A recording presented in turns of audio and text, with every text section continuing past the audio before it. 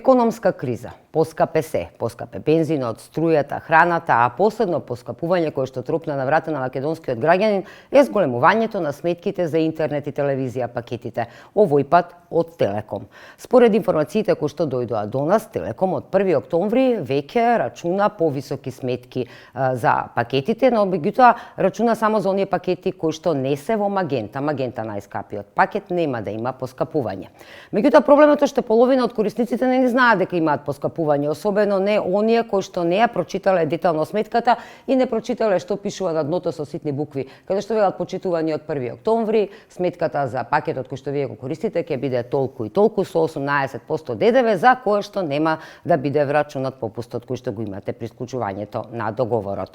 Сето ова е направено законски, затоа што во сметките ви е даден и 30 дена рок за да ги раскинете договорите или пак да мигрирате во некој ако милувате поевтин пакет.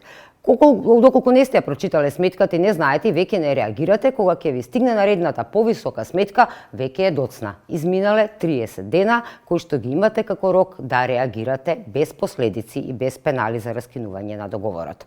Ги контактиравме и од АЕК во врска со ова поскапување. Велат, ни потврдија дека се е законски направено, иако тие велат се игра на карта дека претплатниците не ги читаат убаво договорите, а не ги читаат ниту сметките. Агенцијата веќе направи контрола врз самиот претплатнички договор, кој што го одобруваме ние како сектор. И забележавме дека ова кое што нели кажуваме сега дека е законски изведено од нивна страна, дури го пишува и во претплатничкиот договор. Значи корисникот кога склучува претплатнички договор со операторот, веќе истото и го потпишал. Меѓутоа апелираме до корисниците на електронски комуникацијски услуги при заснување на претплатнички договор со операторите, навистина да внимаваат, односно да читаат што потпишуваат.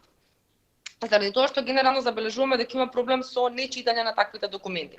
И самата фактура, независно дали е електронски доставена или во хартиена форма. Значи ние мораме да обрнеме внимание и да ги читаме тие работи што се напишани. Заради тоа што сепак операторот има законска обврска да го извести претплатникот при измена на вакви измени.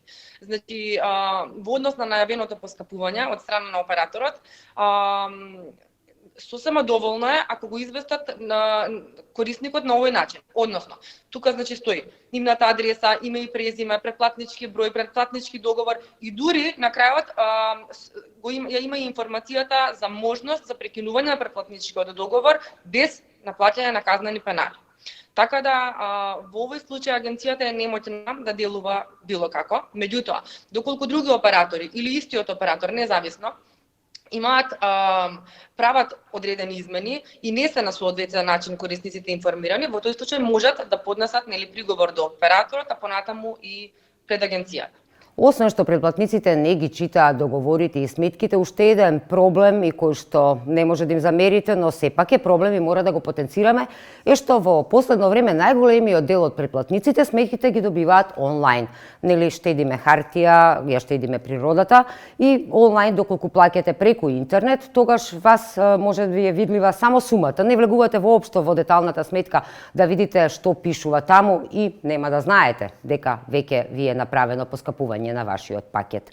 Сето ова на ваков начин како што е направено внесува забуна, малку и ги иретира претплатниците, затоа ние се обративме до Телеком за да добиеме подетални информации за поскапувањето, колку е точно поскапувањето. Ние некаде израчунавме дека е околу 150 денари, но сакавме да знаеме точно колку и за кои пакети. Меѓутоа добивме одговор штур од Телеком само во неколку реченици во кои што се вели: со цел да одговориме на барањата на корисниците и новите трендови, ги зголемивме брзините на интернет во портофолиото за интернет и ТВ, согласно техничките можности, при што се ревидираше и политиката на презентација на цените за што се информирани и од АЕК.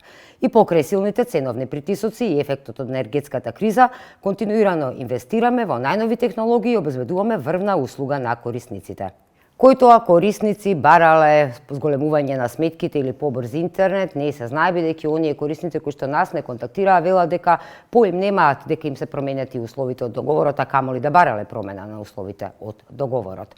И сето ова сега вака законски замотано, не се знае дали другите оператори ќе ги зголемуваат сметките, за сега нема најави, но сепак немаше најави за зголемувањето на сметките од страна на Телекома, сепак тропна наврата кај корисниците.